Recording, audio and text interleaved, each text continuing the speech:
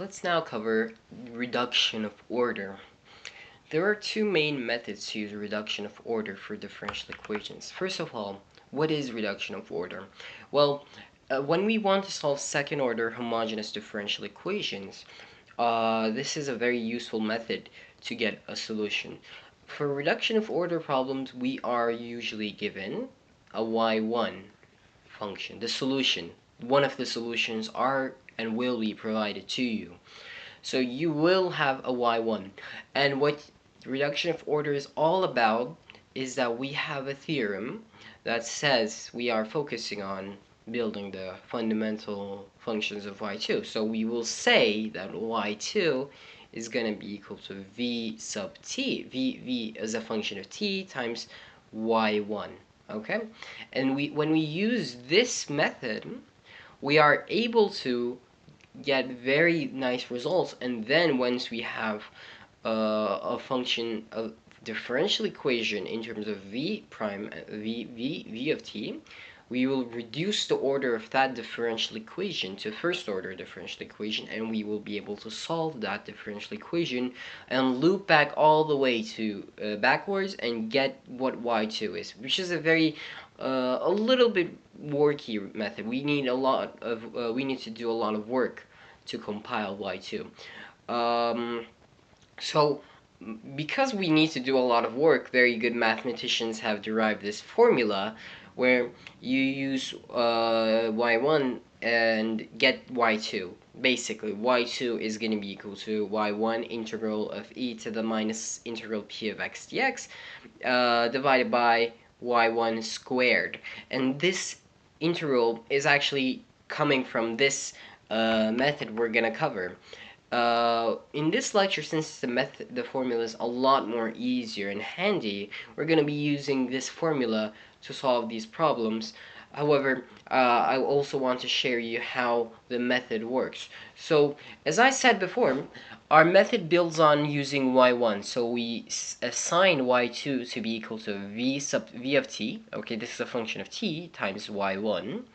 And then we get the respective derivatives because this is y2, right?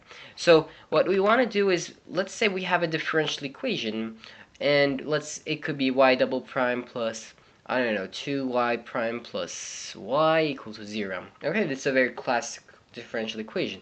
We could get the derivatives of y2, such as v prime of t y1 plus y prime of t vt, and such, that we would have y2 prime, and we can get y2 double prime. Okay, and we will be plugging these derivatives inside this differential equation.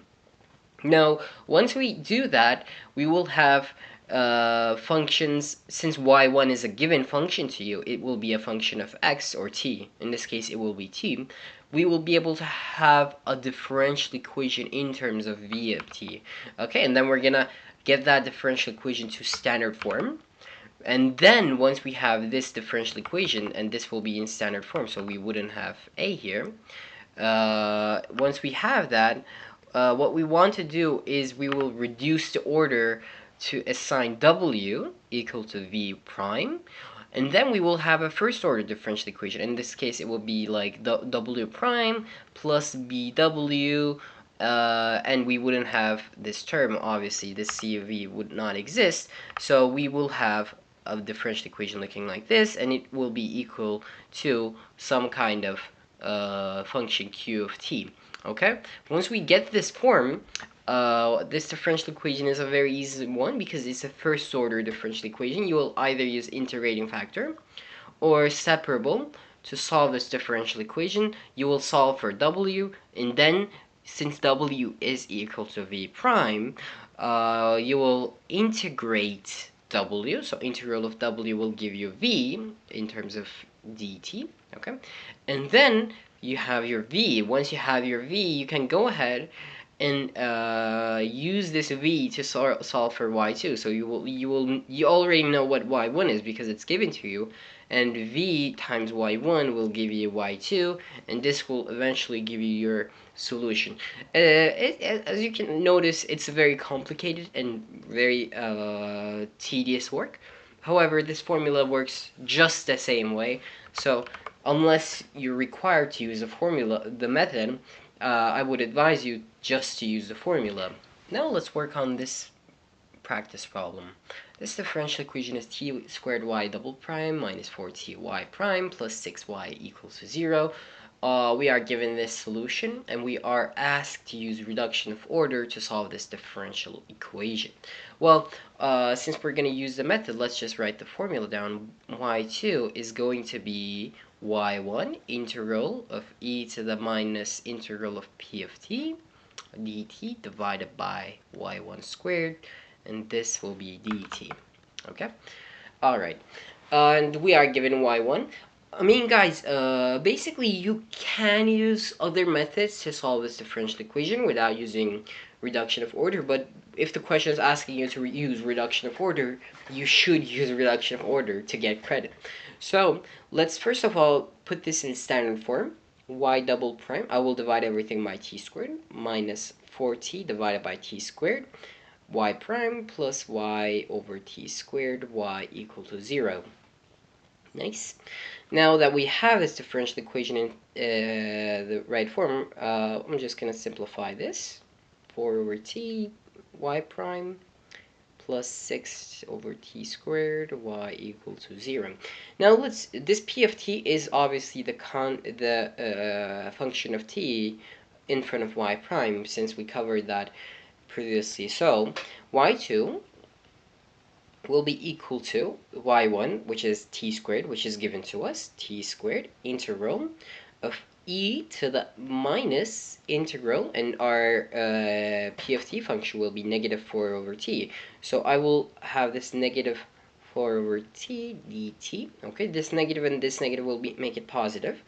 So, and we can pull out that 4, so I will do that momentarily, and we will have y1 squared, which is t squared squared, so it's going to be t to the 4th dt.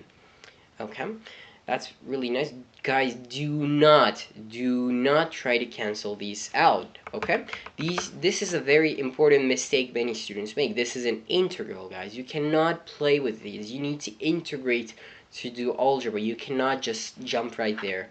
So please don't make these mistakes, guys. Please don't make algebra mistakes along the way. Now, let's focus on this integral 4t or dt. Okay, you can just get that 4 out, so you will have 4 integral 1 over t dt, and that's just 4 ln of t, okay? Or in other words, ln of t to the 4th power, which we want to use this method since we will try to cancel this. So we have the base e here, so if you cancel these, you will get t to the 4th. It is also equivalent to this, but you cannot cancel ln's when you have it this form. So you want to transfer this constant form to the exponents of t, so you would be able to cancel e and ln just like that. So we will have the integral of t to the 4th, because we simplified this top, divided by t to the 4th dt. Well, this is just 1 dt, so we will have 1 times dt, and that's just t, right? T plus c. Well, don't think about the c for now, because since we're doing all of this work, we are we're trying to find the fundamental sets of solution of y2 for now. So we will put a c2 when the time comes. Okay, so now we don't need to add that, and we will have a t, and it's multiplied with a t squared, so y2 is going to be t cubed. Okay, this is the fundamental function of y2. So we have y1, okay, y1 equal to t squared, and y2 equals to t cubed. Now we want to know if they form a fundamental set of solutions. What would we do? We would do the Wronskian, right, guys? So we would put t squared, t cubed, 2t is the first derivative, and 3t squared is the first derivative. We would cross multiply and get 3t to the 4th minus 2t to the 4th, which is t to the 4th, which is not equal to 0, proves that these do give a fundamental set of solutions. So our solution for y2 will be t cubed. You can also say c times t cubed. Now let's work on this problem. T squared y double prime plus 3ty plus y equals to 0, and y1 is given to us 1 over t. Now let's write the formula again. Y2 equals to y1 integral of e to the minus integral p of t dt divided by y1 squared dt. Now, if we attempt to put this in standard form, we would have y double prime plus 3 over t. Okay, everything is being divided by t squared. So y prime plus y over t squared equal to 0. Alright, so once we have this, our p of t becomes 3 over t. Okay, so we will have e to the minus integral 3 over t dt. Okay, you can pull out that 3 out, so we will have the integral of 1 over t dt, which is negative 3 ln of t. Okay, guys, and this means you can put this in the exponent because you want to do that since you want to get rid of that e, so you will have ln of t to the negative third power. Okay, these are the same thing, guys. These are the same. These are equal. You get that from algebra.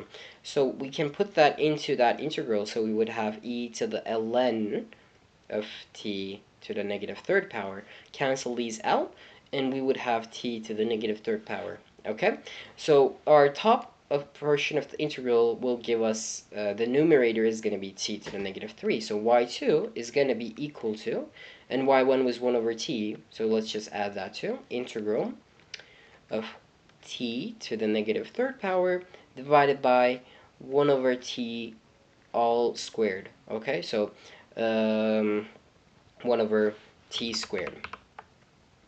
Okay, well, this is t to the negative second power, but actually this is also in the denominator, right? So we will actually have a t squared multiplied inside this because this is in a denominator. Okay, from algebra, over here, if you have a t to the negative second power, and this is in the denominator, so you're actually multiplying with negative 1, the exponent. So this will be multiplied with t squared.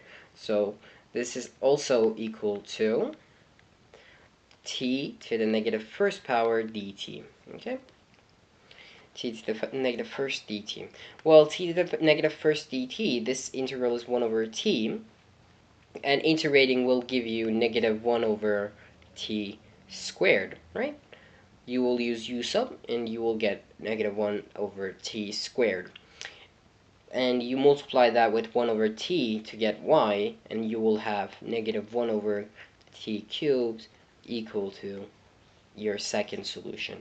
And if you want to check, y1 is 1 over t, and this function is negative 1 over t cubed. So you can notice that we are using much different functions than each other that form a fundamental set of solutions, and they're linearly independent. Okay, so this is why reduction of order works.